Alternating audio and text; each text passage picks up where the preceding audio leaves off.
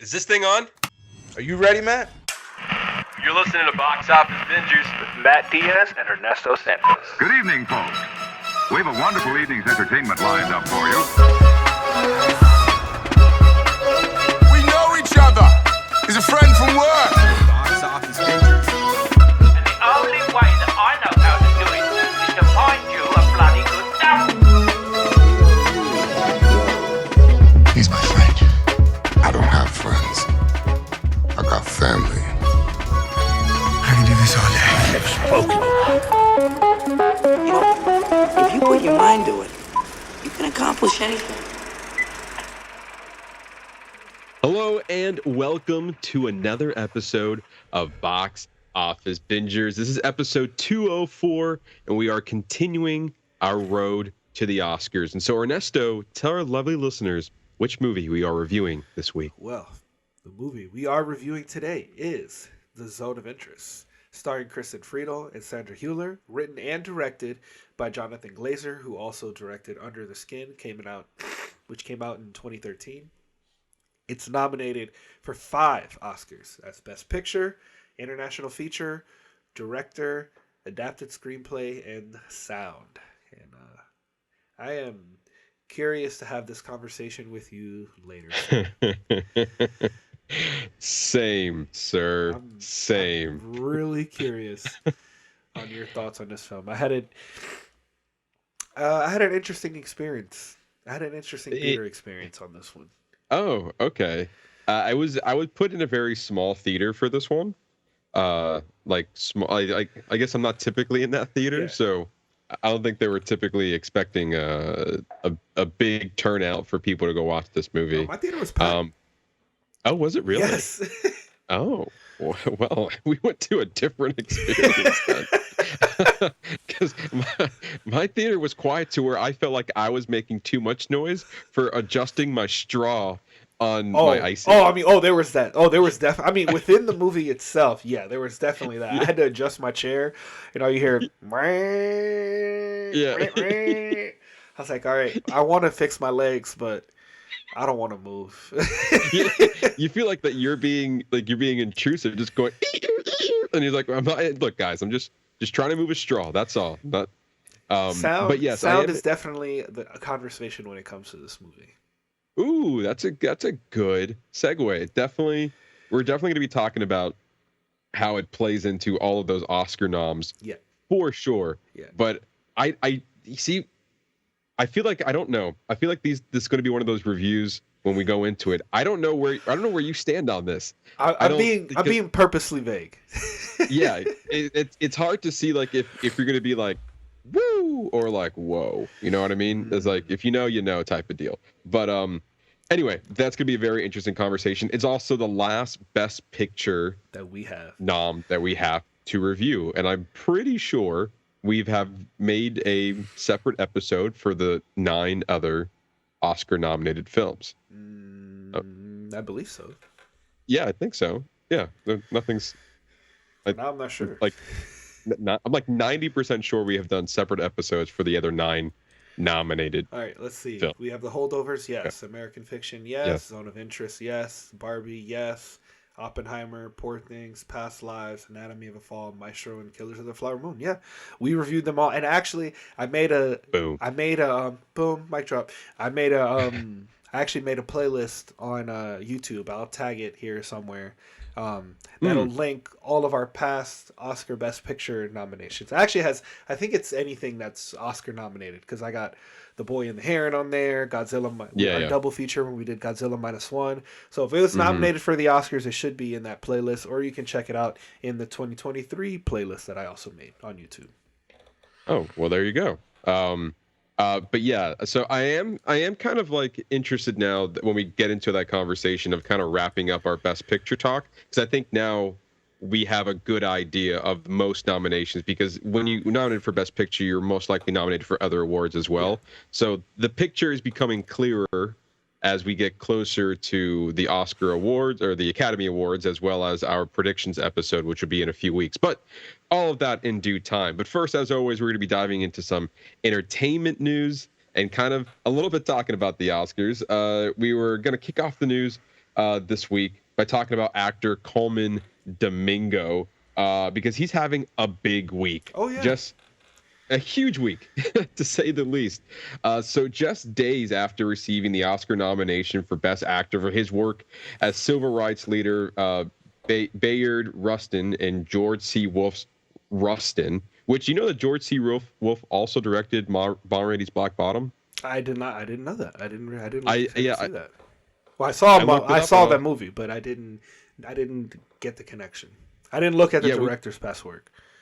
We reviewed the movie about 2 years ago. It was also nominated. Colman Domingo was also in that movie. I believe he played one of the band members, if I'm not mistaken. Oh, that tracks. But now look at him 2 years later, and also into his future, which is quite incredible. It was just announced that Colman Domingo will direct, co-write, and star in a Nat King Cole biopic. The movie will be a musical and will mark Colman Domingo's directorial debut. And what a movie to kick off your directing skills. Movie. And a very important movie. It is unknown which time period of Nat King's life the film will focus on, but this isn't Domingo's first rodeo with Cole, as he co-wrote the play Lights On Nat King Cole with Patricia McGregor that premiered at the Geffen Playhouse. That interpretation imagines what might have been going through the singer's mind during his 1957 Christmas special on the Nat King Show, the first network program hosted by an African American. So it is curious to see that he's worked with this material before. Since he's also as a co-writer to this, I wonder if he's going to take some of that, what he written before, and put this in the movie. Oh, I'm sure. Right? It seems like that would be the natural course that you would take there. Well, this seems like a project that is going to be very near and dear to his heart. And to be honest, like I didn't realize that he was from. It took me a minute to realize that he was from The Walking Dead. He's just Fear the Walking Dead. Fear the Walking Dead. Excuse me. And he's great. Like everything that he's been in, I love. I've just recently realized that a connection with certain projects, and it's like, oh yeah, he was the best thing about that. Like he's just a fantastic actor. He was fantastic in Rustin, which I talked about last week. I believe I don't know your thoughts on it, but I see, you're gonna be talking about it this week as well. Yep. Yeah, he's definitely having a moment right now. Yeah, and especially like again, like you made a good point. Like this project seems to be near and dear to his heart. Obviously, he's worked on this material before, writing about Nat King's life or Nat King Cole's life. But also now you're deciding like, I'm going to kind of encompass everything about this. I'm going to be the director. I'm going to be the writer. I'm going to star as Nat King Cole himself. I'm also most likely probably going to produce it. It didn't say that he was, but if you're that much involved, you're most likely going to be producing the project as well. So I feel like this is him being nominated for Best Actor in Rustin. I believe this is not the first time we might say that again. Oh, I'm sure this is just the start of more to come. Yeah, this definitely feels like a project that if done right, and most projects that are done with passion are done right. We can see this come around again the next year or two. Maybe we're talking about his performance again for maybe around the Oscar season as well. But I'm very curious to see this movie. His performance in Rustin was easily the best part about that movie because he was like the movie focused on that character and he embodied that. And I'll talk about it more in our Whatcha Watchin. But yeah, the fact that he's able to like he knows Rustin kind of proved that he can like own his own movie. Absolutely. And now that you're taking on a even more, I would say more important, but another figure in American history, then I'm all about this. And I don't believe we've had a Nat King Cole biopic before. Obviously, there's a whole bunch of documentaries, but in a movie setting, I don't think we've had that before. I don't think so. Yeah. But on top of that big news, it was also announced that Colman Domingo and Nia Long have been cast as Joe and Katherine Jackson, the father and mother of pop star Michael Jackson, in the upcoming biopic Michael, directed by Antoine Fuqua. So not only is he taking on Nat King Cole, he's now also taking on Joe Jackson, which is, I feel like, are going to be two completely different roles. Oh, of course. Well, of course. But excuse me. What's interesting about that is that it's Anton Fuqua who did. Didn't he do Moonlight? No, he did Training Day, and all that's right. He did Training Day, The Equalizers, all three of them. He's had his hit and misses in his career, but he's definitely. This is definitely an interesting project for Antoine Fuqua. Well, this is going to be so controversial because I mean, Michael Jackson's life is, depending on, just everything surrounding everything, all the controversies and the things, his surgeries and his kids. Like, there's just so many different parts of his life. I'm just very curious of what exactly they're going to focus on, and with them bringing his dad in, so there's going to be a significant, and if Colman Domingo's playing it and Nia Long, who's arguably just as big a name as Colman, right, it'll be interesting to see how and what part of Michael's life they focus on. Yeah, and we still don't know if it's more of like an Elvis situation where it's all encompassing of his entire career. I believe that's what it is. I think they're going to be picking different points of his life and kind of highlighting that. But for all we know, they could have changed the script, and now we're dealing with something that's more focused on a particular moment in his life. So definitely a huge undertaking for Antoine Fuqua for sure. And we talked about a while back that they hired or they casted Michael Jackson's nephew as playing at least a young, if not all of Michael Jackson. I'm not sure exactly how they're going to portray that, but I'm pretty sure he's going to be playing Michael Jackson for the entirety of the movie. I've seen a couple of set photos, and it actually looks good. There's one out there with him in like the black and white suit with the hat, and he's up on it. You know what I'm talking about? And he's in like I've seen it. Must be like a dancing studio or something. And in just that, like, I mean, it's a still. There's not much you can get from it, but like you could just tell just on his costume, like what they have him wearing, like it's that there's some care going to be put into it. Yeah, absolutely. And then I'm also going to be talking about Colman Domingo a little bit more. You mentioned a little bit earlier how like you go back down his filmography and he's like, oh yeah, he was in this and he was in that. I was unaware that he was also in The Color Purple, a movie I'm going to be talking about in my Whatcha Watchin as well. And so like all of a sudden now he's everywhere. He's everywhere all of a sudden, which is good for him. And what I find interesting about his performance in The Color Purple is that he plays more of a, I wouldn't say a villain, but he's not a well-liked character in that movie.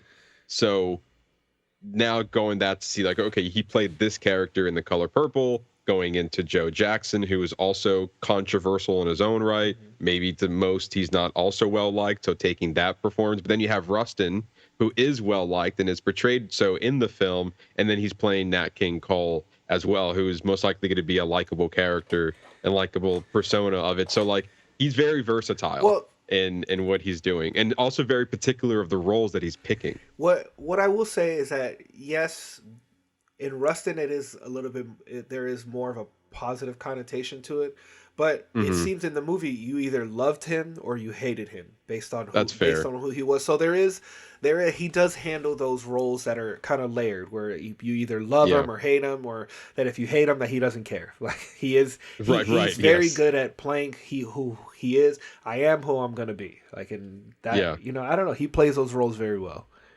Yeah, he really does. And the last thing I'm going to say about Colman Domingo, last week when we were talking about his Oscar nomination, I told you that there were early rumors out there. There was word spreading that he might be playing Kang in the MCU. Given that now, like, it was so funny how those rumors came up, and then we got clear confirmations of his next two performances and his next two roles. I think it's safe to say he's no longer considering playing Kang, if that was even an option on the table. Yeah, he's busy. Yeah, he's a busy guy right now. So if they are looking for a new Kang, I think they're going to have to find somebody else. Yeah, let's just hope that they just don't do that. Well, they haven't listened to us in the past. Hopefully they might this time. That's true. But congratulations to Colman Domingo. Kind of I wouldn't want to say he's up and coming, but he's definitely now the shining star. He is a leading man now, pushing his way through Hollywood, getting these roles. You're seeing more of him, and I'm just happy to see it. Absolutely. And I am equally excited for this next set of news. House of Dragon actress Milly Alcock has been officially cast as Supergirl in James Gunn and Peter Safran's DC universe. James Gunn took to social media to confirm the news, saying, "This is accurate." I love it because it's so crazy. Yeah. Like all the news around DC, there is an unbelievable amount of just sites that just post random rumors. Like there's just rumors galore, and it's funny that nothing is confirmed. We've talked about it before. We're not gonna talk about it unless he confirms it, because really, what's the rush? What is the rush of that? So he said this is accurate. Milly is a fantastically talented young actor, and I'm incredibly excited about being part of the DCU. Yes, I became first aware of her in House of Dragon, but I was blown away by her varied audition and screen tests for Supergirl. It's unclear whether Alcock will appear in Superman Legacy, though she is reportedly didn't he write Superman Legacy? So he would know. Actually, he would know if she's going to be in the movie. He would know, but he didn't say anything about it. It's unclear whether she'll be in the movie, though she is reportedly expected to appear in a DCU film before taking on the role of the title character in Supergirl Woman of Tomorrow. I think that's a safe assumption that she would be in Superman Legacy. I think that this is a great casting, and that I mentioned to you before. So I'm actually reading Supergirl Woman of Tomorrow, and I wasn't really excited for this one, but man, is that a really, really good story. It was written by Tom King, who I'm a huge fan of. He wrote a long run for Batman during the Rebirth Batman run, and it's arguably one of my favorite Batman runs. So many pivotal things happened during his storyline, and he has that similar approach. In the first issue, a main Superman character dies in the story. I don't know what happens in the end because I'm not there yet, but right.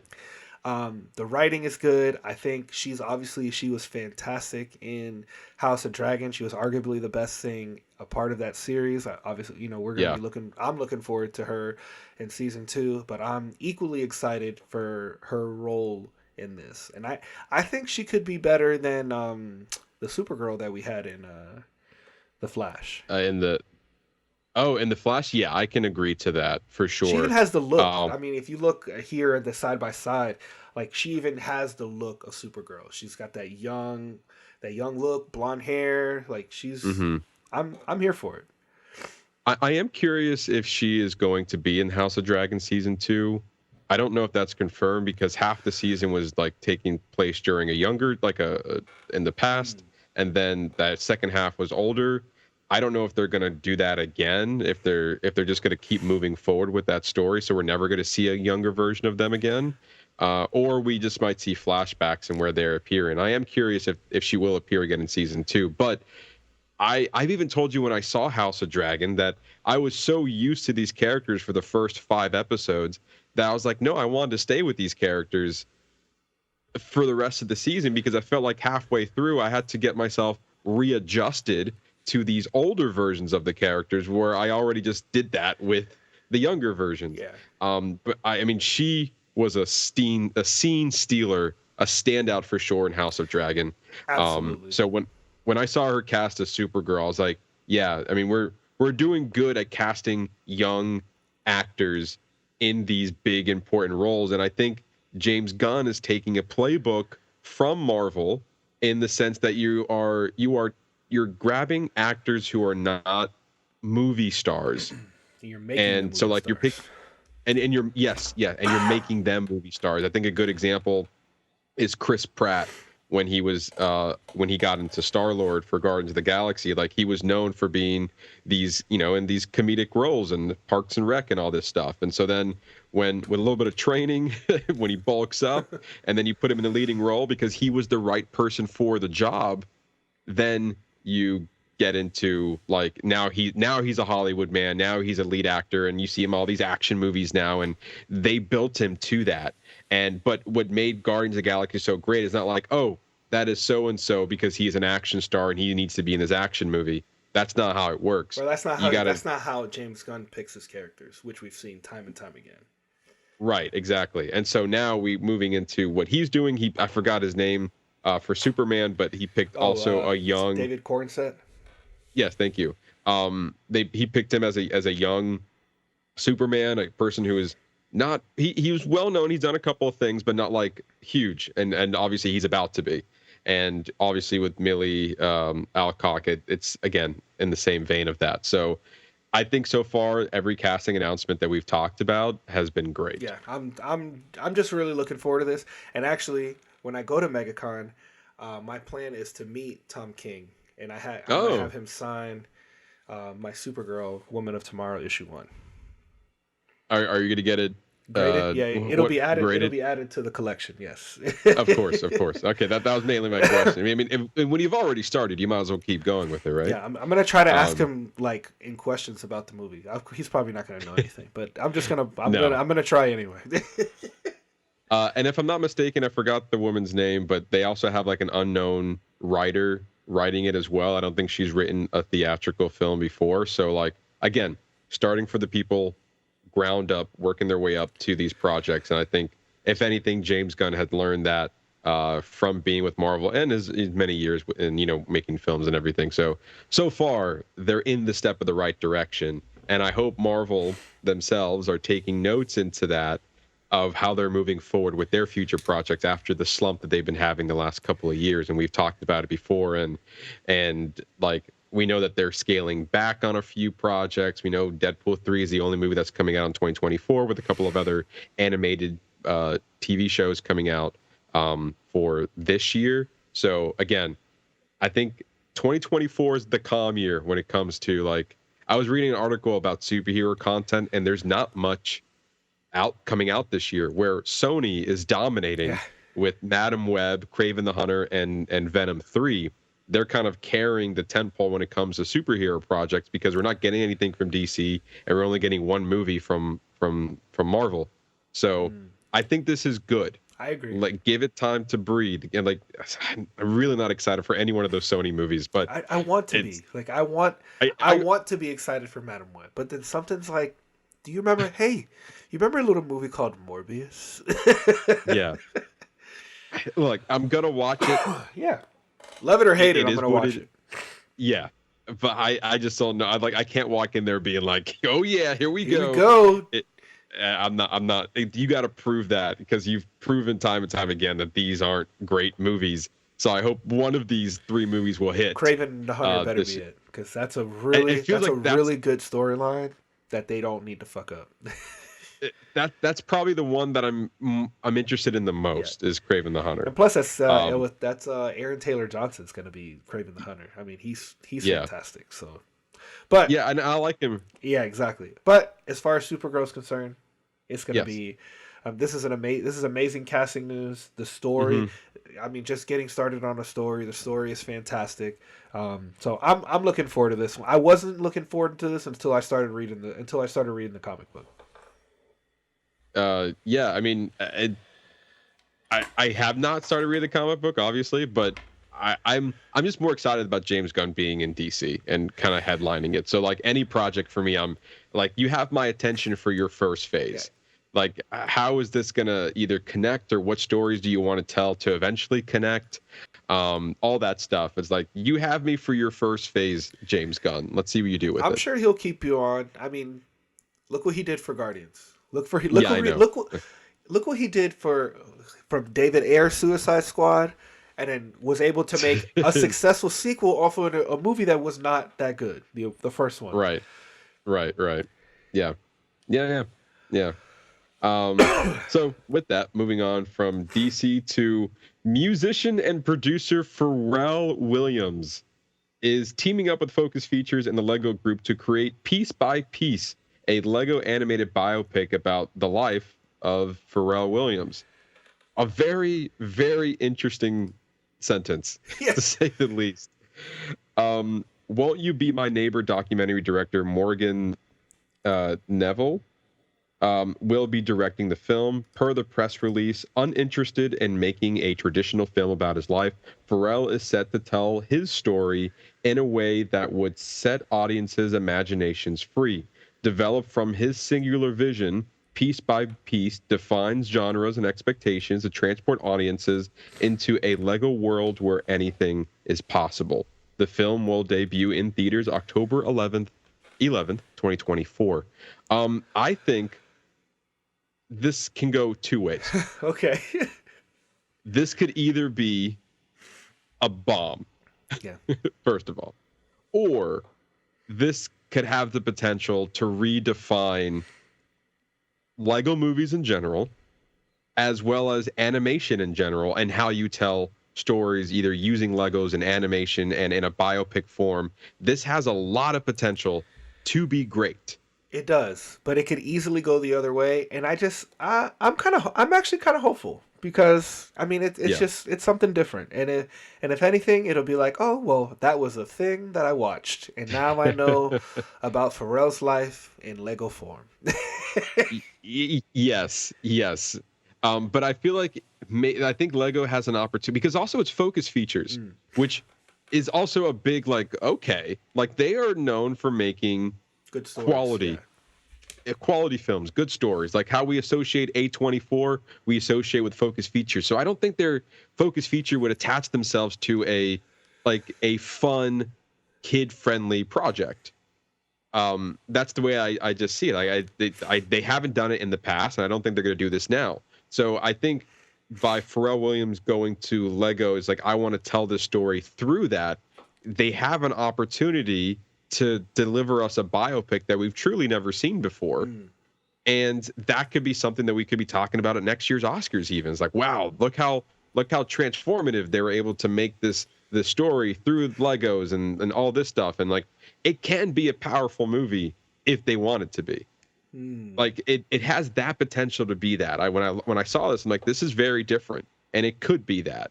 But then again, to your point, it could not. And then it's just a silly movie that he's deciding to use Legos in and also tell the story of his life. So it's an interesting take, man. I'll be honest, I was not excited about it, but I'm excited about it. I agree with you. I'm gonna be with you on this one. I need to see a trailer to confirm my thoughts, but just going off of just the pure announcement, I was yeah, this could be something. But then obviously once we see the trailer, we're gonna be all right, this will make it or break it at this point. It's how that was trash.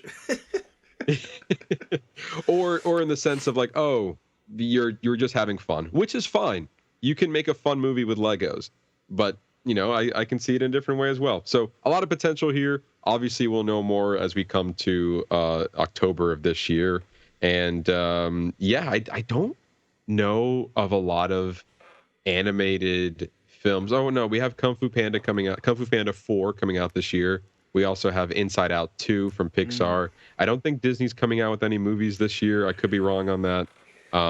But it could, it could be sitting in a realm of interesting animations that we get for this year. It'll at least be something different. It'll be something different to check out at the very least. Agree.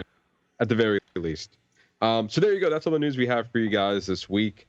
Not much to talk about, but we got a little something. We were able to grab something there for you. If you want more from us, you can always follow us on our social media channels on Instagram at boxoffice_bingers and our Facebook and Threads page at Box Office Bingers. You will find all the latest and breaking news over there first, and then we'll come back on the show and we'll talk about it. So with that, we're going to be diving into a fun segment we like to call Whatcha Watchin. So Ernesto, we'll start with you. What have you I've got watched? a few things. I'm going to start with I wish I was fancy like you, and I would make my graphics together and put them together like you do. But I'm just not on your level yet, Matt. So it's okay. So I wanted to start knocking out the documentary shorts because at the very least, if I get crunched for time, I can go to the theater and do the viewing of either all the shorts and of all the either the live action shorts and the animated shorts. Those usually hit the theaters. So if I get caught for time, I know that I can go to this place and I can watch all of them at once. So now I think my first focus is going to be documentary shorts, and then I'll probably hit, once I finish the documentary shorts, then I'll probably hit the documentaries, and then I'll go from there to see animated, and then I'll probably do live action animated, whichever one has the most available. I'll try to knock those out. So to start, I watched An Island in Between, a film by Liu Xiang. It's kind of talking about him he has like a triple citizenship, one in Vietnam, one in China, and one in the US, and it kind of talks about the differences between, and especially the tensions between Taiwan and China, where they don't recognize Taiwan as its own country. They recognize it as a province of China. So it doesn't really go into a lot of the geopolitical issues, but it does kind of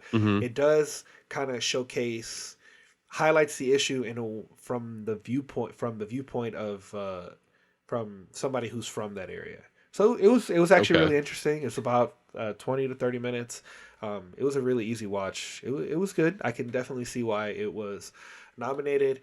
Very similar. The other one I watched was the ABCs of book banning. That one's actually so actually Island in Between it was available on YouTube, and ABCs of book banning is actually available on Paramount Plus. Very similar sentiment. I understood what they were doing. This is such a highly contested issue with all books being banned. I like that they showcase the books and they give you excerpts from the book, but then they just tell you it's challenged or banned. Like, as far as like a documentary, what I would have wanted is more of a nuanced opinion where you give me both sides of the issue, and then my takeaway is what I make of it. Like, I shouldn't have to look like I was curious. I was like, they're telling me, oh, these books are banned, these books are challenged. I would have just maybe give me the excerpt, like give me a clip of whoever senator, whatever the bill is, or whatever, like somebody detailing of why that book got banned, or give me a written statement, or I don't know. You could have. I felt like there was room for there to be more, like just for us, like, because these things should inspire conversations. So whereas it was good because it does highlight the issue, but it's more of like, these is bad. There's no reason why these books should be banned, and that's true. Their books shouldn't be banned. But then let's dive into if you're gonna talk about it, let's dive into the nitty gritty of the issue. So let's pick apart and see, why are they banning it. So then us as the viewer can go, well, now I see why. I could either go, well, I see why that's banned, or I can see why that's an issue, or no, like that's wrong. And then that pushes the issue. Like you've highlighted both sides of the issue, and we can all clearly see that this person is wrong. Right. But it was fine. It was fine. It brought awareness to the issue. This other one that I watched, I actually really enjoyed. It's called The Barber of Little Rock. And it's about this man who starts this small bank, and he's giving loans to underdeserved African American communities, and he talks about growing generational wealth and helping people get on their feet, and people who would typically be turned down from banks, and just what they're doing for their community. It was really, this is, out of all the shorts that I watched, the documentary shorts so far, this one has been my favorite. I really enjoyed this one. I really recommend it. This is thank you, shout out to the New Yorker, who always has their shit available for everybody. Yes. Like, they just throw it up on their YouTube. Like, it's about getting, and this is what I really enjoy. This is getting it out there, getting the message out there, showcasing the issue. Let us talk about it.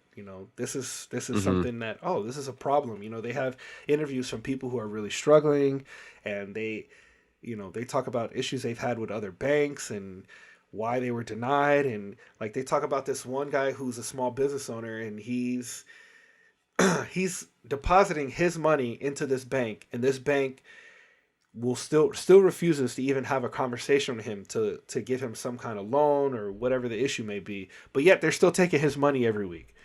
So it's like, well, that's kind of weird. Like, I'm good enough for you to take my money every week on a business that I've shown consistency, that I've been depositing, and that I'm making revenue, but that's not enough to warrant, some kind of assistance to help me to scale and grow my business. And that's really what it's about, because then he can build for his family, and then he teaches it. He runs a barbershop where he teaches people how to, not only be a barber, but how to like promote yourself. He's like, you don't want to open your own barbershop. What you want to do is work at somebody else's barbershop. You build your client list and then you open your own barbershop. He's like, you have to grow your network first, build your clients. Like, and then he talks about presentation. It's just, it was very, very informative. It was super interesting. It was really well done. So far out of all of them, this one is kind of on my high contender list. And then to round out my What You're Watching, this is a movie that I did not anticipate that you also have on your What You're Watching list. And I have to tell you that I did not expect to enjoy this movie as much as I did. I thought same. And that being said, I am a sucker. And for those who are just listening, I'm talking about the movie Nyad with Jodie Foster and Annette Bening. Annette Bening is it Best Actress she's nominated for? Yes. Annette Bening is for Best Actress, and Jodie Foster is for Best Supporting Actress. Like, I'm a sucker for like a story of somebody faced a challenge and they're pushed up against the odds. But this is a true story of what this woman went through to swim from Cuba to Key West, and it is a fantastic, heart-warming story. And because it's not only a story of her journey and what she went through, but it's also about her relationship with Jodie Foster's character and like how pivotal she was with her. Like, you know, one of the scenes in the end of the film when they're talking after she completes the task, you know, she says, you know, swimming is a solo sport, but it really takes a team. And and they actually show live footage where she actually said that exact same thing. And I think they really honed in on that in the movie. And to be honest, like I would want to recheck for adaptive screenplay, but man, it was absolutely fantastic. There were parts where I was yelling, I was crying with her. I was like, you fucking swim. I am there with you. Like, let's do this. It was just so good. I was just pleasantly surprised. Yeah, I was also blown away by this movie. It's a movie that I originally wrote 100%. Off because I saw the trailer for it and I was like, it seems predictable, right? Without going into further research in the movie, I'm just looking at it as a movie. And like with the amount of movies that we watch on a weekly basis, it's like every now and then there's one that you mess up on. Like you watch the trailer, and this is also the importance of a good trailer. Yeah. We had the same experience with The Holdovers. Yeah. Like The Holdovers looked like it was going to be a bad movie, and we wrote it off, and then it was getting all the positive buzz, then it was getting looked at for Best Picture. I was like, what, really? And then you watch the movie and you're like, oh wow, that was a fantastic movie. And so then I think the same kind of goes for Nyad as well, where I saw the trailer, overlooked it, and then all of a sudden, if it wasn't for the Oscars, I probably would have continued just going about my days, not knowing about this movie. And then you sit down and watch it, mainly because of the again, this movie is nominated for 2 Oscars, for Best Actress and for Best Supporting Actress. And so, like, me going into this movie, I was like, all right, I got a mission. I'm looking at these 2 actors, like what they're nominated for. I want to form opinions, but then I get wrapped up in the story. Yeah. And then you're like, oh, I was like, wait a minute, this is now, like, you put a different hat on. I was like, I have my Oscars hat on. It's like, all right, why are you nominated? Because people, yeah. You're being like this critic now. I was like, yeah, why are you nominated? Why did you get the top 5 and all that stuff? And then all of a sudden you're like, oh, wait a minute, you take off the hat. It's like, I'm just watching this movie now.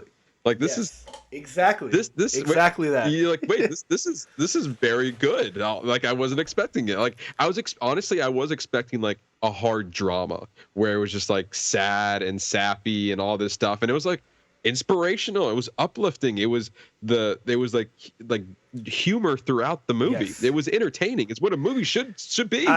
It's something to appeal to a mass audience. I mean, and there's just certain aspects of the movie that were just so crazy. Like when you're swimming with her, and obviously it's taking her perception of what was happening, but it's like you see like her going through the hallucinations with her. It's like, can you imagine just you've been swimming for 20 plus hours and all of a sudden you see the yellow brick road leading to the Taj Mahal. Taj Mahal, yeah. And then what that scene in particular, like where you see that she's struggling, but then Jodie Foster is just like, You could tell how hard Yeah. it was for her to tell her to keep pushing, but she knows like that's her person. And then she talks about it all the time. Like that's her person. Like they love each Yeah. other. Like she's her sister. She's her confidant. I mean, they dated because they mentioned it very briefly that they dated. Very They briefly. dated very very early on. But yeah, I mean, it was a fantastic film. I mean, she became the first human and LGBTQ woman to swim that ever. Yeah. It's It at the just- age of 63, 64? 64, I believe. Or was she 63? What year, dude? Okay. But yeah, the fact that 64. what also surprised me was 64. September 2nd, 2013. Okay, so 64. So what also surprised me was that when we were getting to like the first time she was trying again, I was like, oh, well, we're pretty early into this movie. I figured that, and the part of me figured that the rest of this movie was just going to be, I was like, wow, we're going to be really going along this journey with her because there's no way she's going to do this again, right? And because they made a point earlier in the movie that you're 60, like, what are you, like, you can't do this again. And the fact that she attempted this a total of 5 times, but 4 times at the age of between 60 to 64. It's quite incredible to kind of witness that. We were alive for the last attempts, but it's kind of crazy how you can live through a time and this kind of just pass by your radar. Yeah. Like, this is a monumental event, and I knew nothing about this. Like, I was an adult when this happened, and I was technically I was not a child. I was a person of the was not a world. child. And did not know that this happened. In the world of Exactly. social media too. Like Right. I was consuming of the news. I was worthy of understanding what the news was trying to tell me. And this particular piece of news just went like right over my head. Not even close. Right over it. And you're like, what? Like, how did I not know about this? It seems like a pretty big deal. This is a major deal. It is incredible what this woman went through. And like the fact that, I mean, after getting stung by box jellyfish, I'd have been like, you know what? I think this is God's way of telling me I need to sit the fuck down. Like, yeah. And she said, "Fuck you, hold my beer." Like, yeah. So, and she tried it twice after that, from that moment. But then, like when you see her try again, you feel for her when it doesn't work out because you know how much time and effort and energy. And then I think the movie did a great job of not showing her pain, but her team's pain and how selfish she was being. And I think part of it was like, if it wasn't until she was able to see that this is not a solo sport, this is a team effort, then she was able to persevere and get to the end goal, which when she got to Key West, there was part of me where I was like, at this point, I know they completed it, but there was part of me that it would have been like an evil twist if one of those people touched her as she's trying to walk up the beach there. He's like, no one touch her. Like, and my head's like, nobody fucking touch her. I just watched this woman go through a 2-hour journey on this. I swear to God, don't ruin it for her. But yeah, again, I to your sentiment, I was quite blown away with this movie.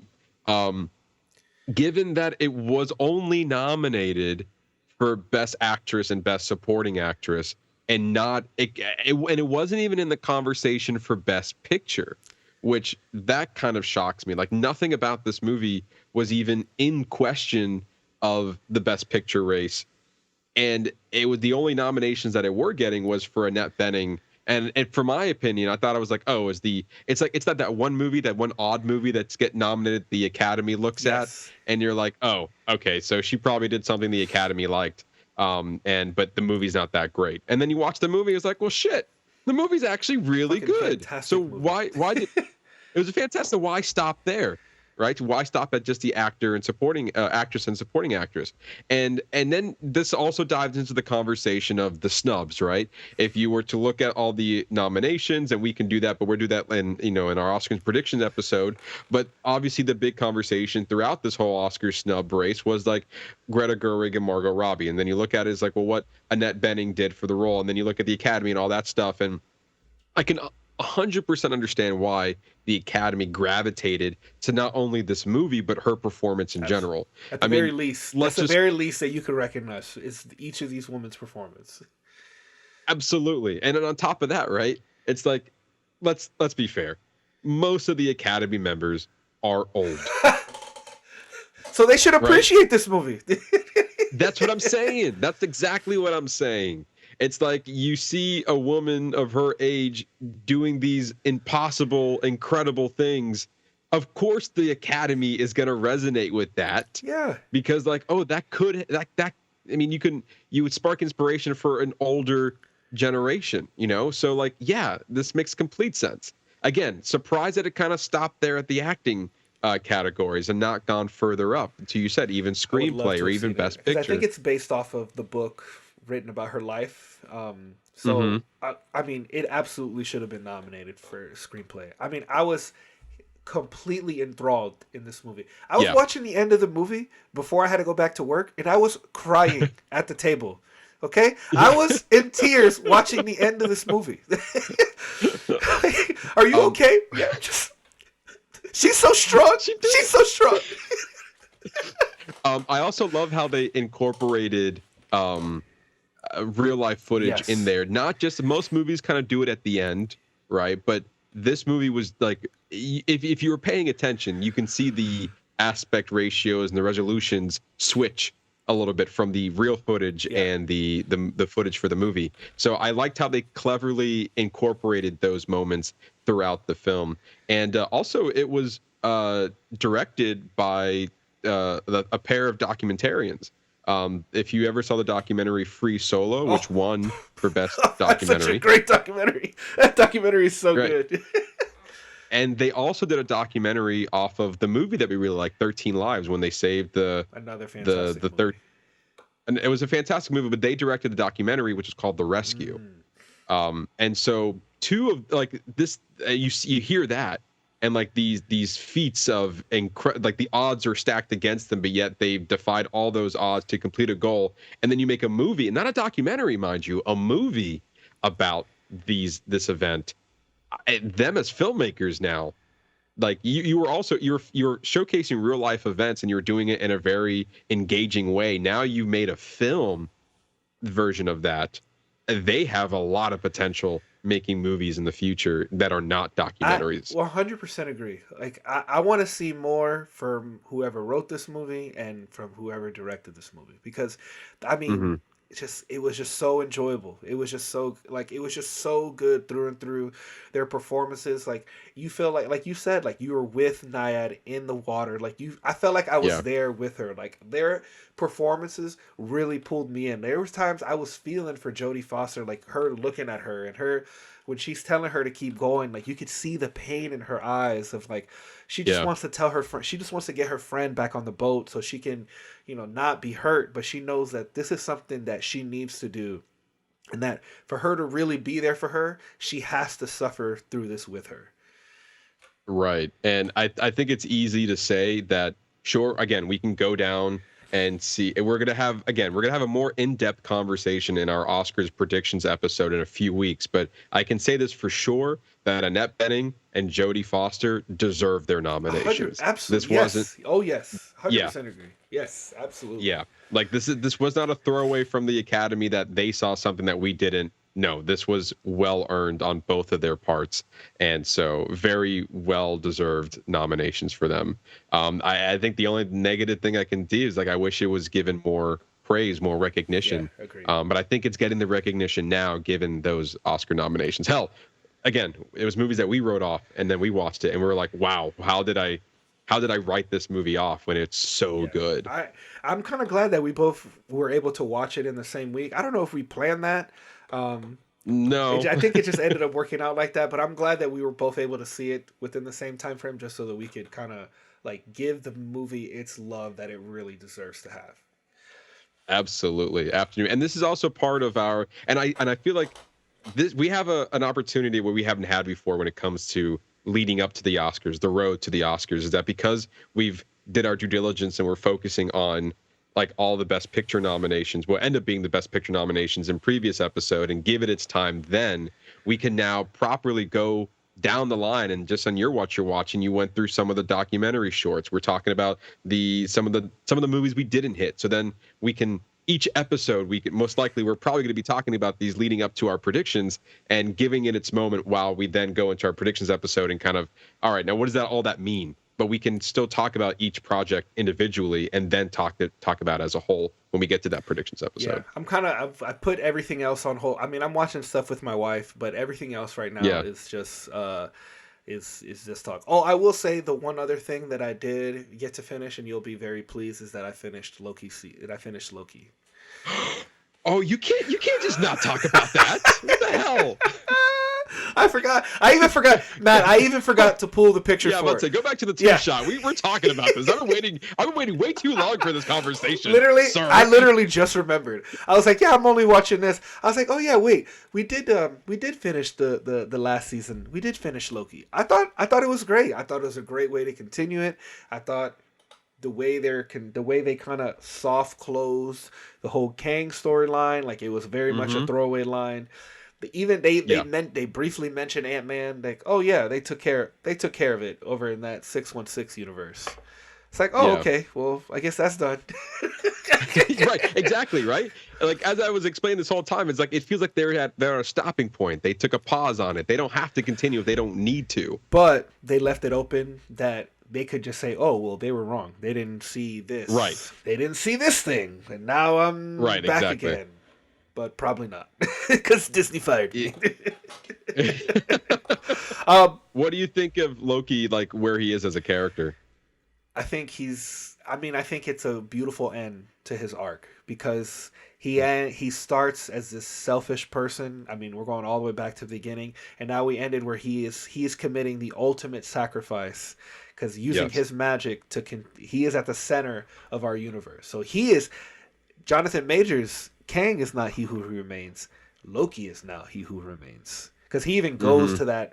He even goes to that place and ties and is using his magic to create the tree. And I thought it was a beautiful callback to make it a tree now, just like the tree in Loki that has all the different worlds. So it was great. It served its purpose. I don't necessarily see a season 3 unless it ties into this whole multiverse thing, or something's going to break and Loki gets free and the timelines go awry again. But I mean, we'll see. I guess, is Loki 3 season 3, has that been confirmed yet? Do you know? No, they haven't confirmed it. I think if I'm not mistaken, because they announced season 2 right at the end of season 1. So I think they always knew it was going to be a 2-season affair. Like they knew it was going to be, Loki was going to be at least 2 seasons. But again, I made the comparison to after the Mandalorian season 2, when you see Luke Skywalker come up and grab Grogu, and then they go off. And it's like, when you end on such a high, you have to then bring it more if you're going to continue into a 3rd season. And I feel like Loki ended on such a high, you have to give me a real reason to continue off of that, or just stay there, like as a show. Like stay there as a show, and then maybe continue his character in the movies, or however you decide to continue the multiverse saga. But as a show, I think you're good. I agree. I think you're done now. I agree. Like it's too big of a high that you ended it on for me to be like, can't wait for season 3. It's like, I don't know, man. He seems pretty good where he is right now. Seems like a lot of things would go bad if he moved. It's like I think he's pretty much stuck in that chair. Yes, I have the it's actually, no, I'm gonna grab it. No, it's right here. Hold on. I got for those watching on YouTube, I love the scene so much that they came out with the pop for it. Ooh. And it's him sitting on the throne, and it is, as soon as I saw it, I was like, yep, I'm buying it. That's it right there. Mine. That's happening. It is nice, and it was like I didn't hear about it before. I think maybe I got like a week notice that it was coming out, and then all of a sudden they're like, "Hey, we're dropping it." It's like, well, I'm gonna be spending money for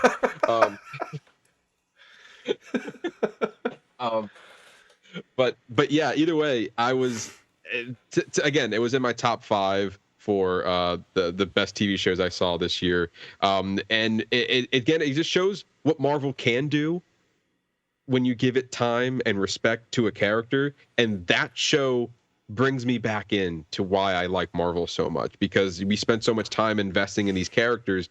And when you give us these moments, like when Iron Man makes the ultimate sacrifice at the end of Endgame, and the same goes for Loki season 2, it feels so earned and justified and just feels so right that, like, this is it. Like this is the reason why I watch these stories and commit to the brand.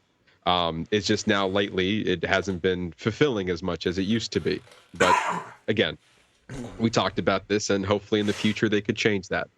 But for now, they did really good with Loki. Yeah, but it'll be great. I think you're right. I think if they do another season, it's going to be too much. Yeah. It would be if they do another season, they better have a damn good story to tell, because that's going to be a hard sell for me. It's going to take a lot of convincing for me to come back. Yes. But anyway, so thank you for letting me know about Loki, because I've been waiting for this talk.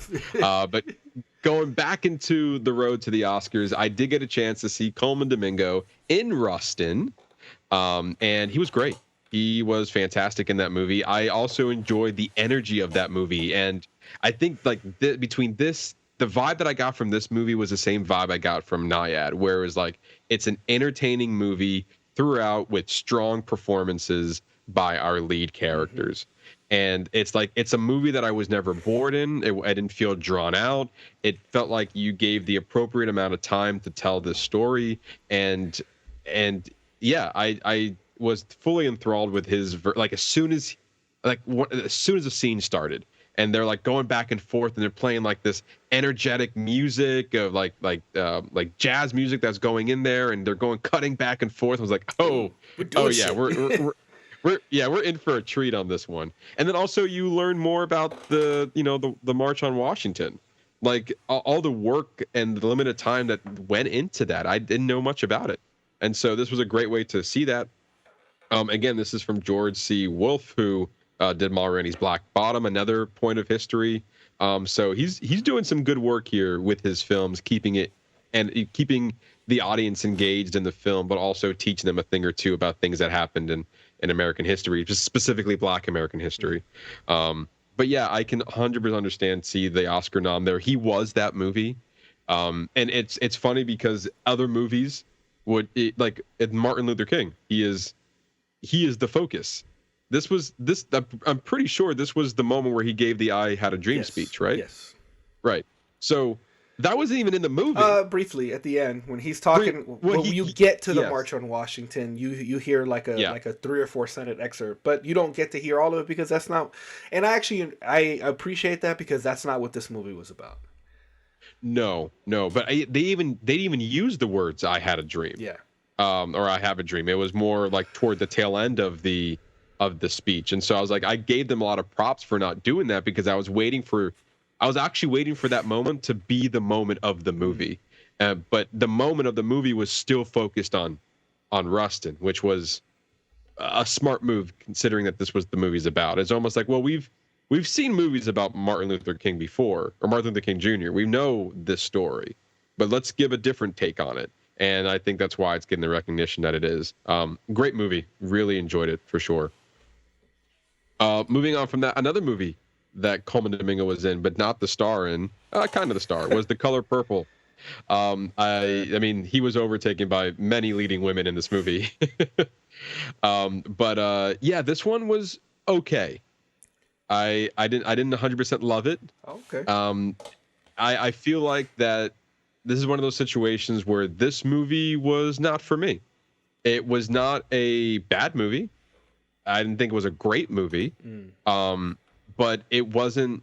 I can see other people really enjoying this movie. It's just, for me, it just didn't hit as hard as some of the other movies I've seen. Danielle Brooks, who was nominated for Best Supporting Actress in here, I am interested with that. I am interested in that decision for the Oscar nom. I'm not saying she didn't deserve it. I think she was a highlight in that movie.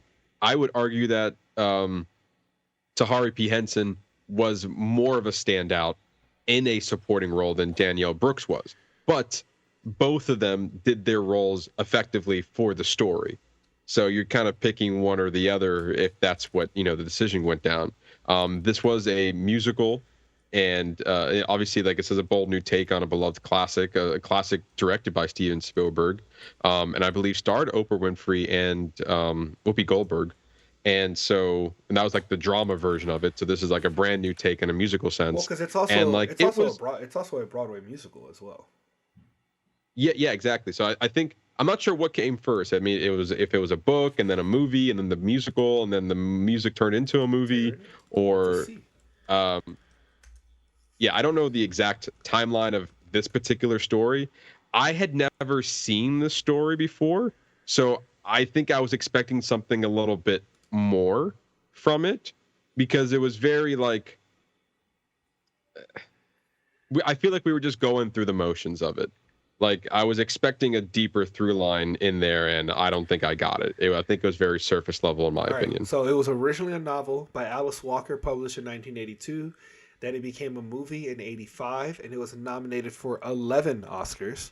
In 2005, It hit Broadway as a musical. Now, as we in 2023, we have The Color Purple, a movie musical. So what I'm assuming, is it kind of like Mean Girls, where is it a mix of the movie and the musical, or do you feel that it is a true adaptation of the musical itself?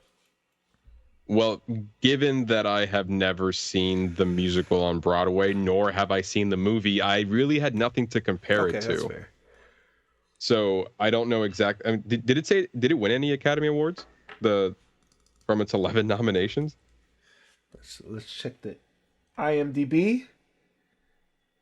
No, I hit the wrong one. Here we go. It won. Oh, did I miss it? Nope, did not win an Oscar. It was nominated for 11, did not win one. Dang. Yeah, that one had Danny Glover. Yeah, I saw it a long time ago, but I don't even remember it. That's how long it's been to see it. Yeah, Best Actress went to Whoopi Goldberg. Supporting Actors went to Oprah Winfrey. Cinematography, set design, costume design, song, score, makeup, and writing as well.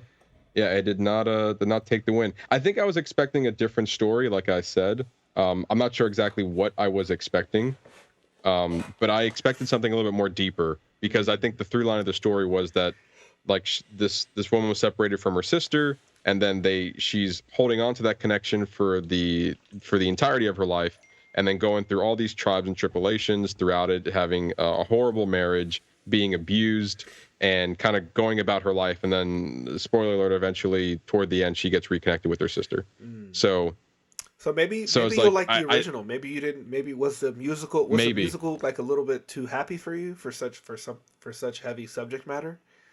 No, they definitely took moments of where it was.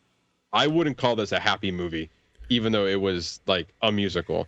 Like, they definitely took some lighter moments to it, and the music was fun and catchy.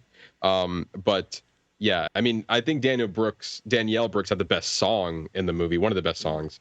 But yeah, again, I just feel like I wouldn't know what I was expecting. I wasn't expecting this, because I feel like it was very surface level of what the story was. Like, you grew up with your sister, got separated, you live a whole life, and then you get reconnected. And a lot of stuff that happened in between that, obviously, that was heartbreaking and horrible and within the times. But yeah, from there, it just wasn't more than that. So I think where my biggest problem was with the story. Whether, to your point, I could have a different opinion when it comes to a dramatic sense rather than a musical sense. But yeah, I mean, congratulations to Danielle Brooks for the nomination. I can definitely see it. I feel like I would have given it to somebody else in this cast. But it is what it is. Like, I can see the nomination. It wasn't unwarranted, I guess. Okay. Would you rather have seen it to Hari P. Henson or Fantasia Barrino? Well, Fantasia is nominated, isn't she? No, she's not. No, I think she was the lead. And so she would not have been supporting. But Taraji B. Henson, I think I would have rather seen Taraji B. Henson go get it. But then to that, Danielle Brooks had the more dramatic scenes in the movie. Like, she had a more heartbreaking story. Okay. So that I kind of understand in a way. Like, she was playing a wide range of emotions throughout the film. So I can have that being a showcase of her acting. Then like the other two were more around the same level throughout most of the movie. Okay. So there's that. But I am curious if you end up watching it. Well, I'm gonna watch it. I mean, at this rate. Okay. It's so close. You're so close. It's just a matter of him. I mean, I don't know what the showings are like in the theater, but I'll probably have to end up, watching it at home. Yeah, I will also say that it is 2 hours and 20 minutes, so it is a little bit on the longer side of it because I did feel like at some moments it did drag out a little bit. Okay. So there's that. Moving on. I think I have one more Oscar. Oh, I do. Yes. So I watched 2 of the animated shorts that were available to us. 2 that I felt like were going to go away soon. So I was like, let me watch it real quick. And so 95 Senses it was on their website. I just want to, let's see, I think it was on smallscreenings.org is where the movie was. I feel like, or the short was, I feel like that was going to go away soon. And then the other one that I saw was, I don't even know how to pronounce that. Pachydermy. And that one was available on YouTube. So as of right now, at the time of this recording, they're still available. So if you're interested, go ahead and watch those. But those are the only ones that we had available to watch as far as the animated shorts. So we still have 3 more to get through whenever they become available. But Ernesto, let me tell you something. And also specifically with this category, I was actually, and that's something I failed to mention last week. I was quite surprised that Once Upon a Studio, the Disney animated short that came out a few months ago, was not nominated for Best Animated Feature. And I was like, wow, that's a snub right there. Because I really enjoyed it and I thought it was a shoo-in for at least a nomination. And then at the very least, I saw these 2. And I was like, we're not even in the same sentence right now between what that movie provided and what these 2, or that short provided and what these 2 shorts provided. Because I was watching this at the end of my night. I was like, oh, I'm just going to watch these 2 animated shorts and then I'm going to go to bed.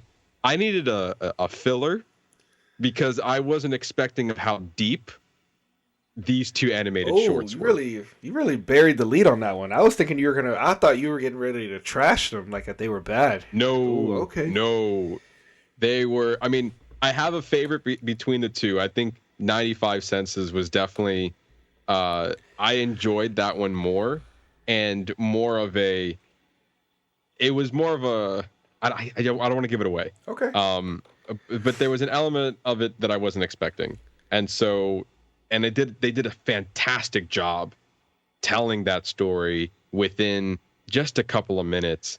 And it was from different animators throughout. So like you're hearing this old man recount moments of his life, and each moment was from a different animation style. And then it was also directed by the same duo who did Napoleon Dynamite and Nacho Libre. So you hear that, it's like, oh, those were quirky, funny movies, and this is not that at all. This is not that. Also voiced by Tim Blake Nelson, who also killed it. What? And why does that name sound so familiar? Is that the guy from was that Watchmen? Yes, he was from Watchmen, yeah. And he's a great actor. Yeah, he's good. He definitely voiced the character very well. I just wasn't expecting how deep these 2 stories were going to go, especially the other one, like Pachydermy. Like you're watching that one, it's like, oh, okay, this animation's nice, and you're getting it, and then at the end, you're just like, shit, man, like that, like they just you're seeing a certain event happen through a child's perspective. And then you're like, wow, like this is dark. 95 Cents is dark. I don't know what the other ones are going to offer, but like I needed to watch something else. I think I just watched a random YouTube video that wasn't as dark as these 2 because I'm like, I can't go to bed with this. I need something a little bit lighter. But yeah, I again, definitely understand why it was nominated for sure. I'm looking forward to seeing the other 3 whenever they become available. So, but that makes me feel good because sometimes, excuse me, we get some shorts and it's just like, yeah, what? What was it last year? It was about was a sailor. Was a sailor like having a near death experience, and we're watching. Yep. We're literally watching the life flash before his eyes. And then there was that Yep. climate change one with they were ice builders, but they kept melting. And I like that. I know one. you did. And then they're falling because of climate change. It was just something like that. Well, that's good. I'm glad to hear that we're getting some maybe deeper human stories, not negating global issues, but like human stories is what we do best. Oh no, these two are most definitely human stories for sure. So there you go. That's all I've been watching as far as the Oscar stuff is related to the Oscars. Now for some fun stuff. And I wouldn't really count this as fun either, but I watched. Well, no, not in that sense. It's like, it wasn't like, oh, this was a pleasant watch. There was some. I watched Echo. I watched all 5 episodes. It was a quick watch because there's only 5 episodes, and they were like about 40 minutes each. So you got through them pretty quickly. And they gave you all the episodes at once. You didn't have to wait week to week. That's good. And they called it a Marvel Spotlight, and we had talked about this briefly before, and the whole point of this was that the Marvel Spotlight was supposed to be, you can watch this as a standalone, and it does not rely on the other shows and movies to understand what's going on. Lies. Lies. I didn't even watch it. I could tell. So much lies. Just on the promos, I could tell. I actually complained about this before this came out, saying like, how can you say that when this character was introduced in Hawkeye? And like in Kingpin reprising his role from not only the dead Daredevil shows, which I guess at the time were not connected and maybe still is, but a lot of people are saying it is now. I don't. There's really know there's a lot of for back sure. and forth on whether the Netflix shows are canon. Like at first they weren't, but now they're. I've heard rumors that they're a part of they're a part of the official timeline. I mean, yeah, whatever. It doesn't matter. At this Doesn't point, just fucking watch matter. them all. But yeah, so like, there's that. So you spend half of the first episode recounting the moments of Hawkeye, as well as the in-between moments you did not see in Hawkeye. So I was like, okay, but if you're doing that, then you're negating what the Marvel Spotlight is supposed to be. Like, I understand that you're showing that through the show, but you're also missing a lot of context that was in Hawkeye that brought us to this point. But in the show, the first half of it, you're just showcasing the small moments that she was involved in without much context to it. So like, I had a problem with that.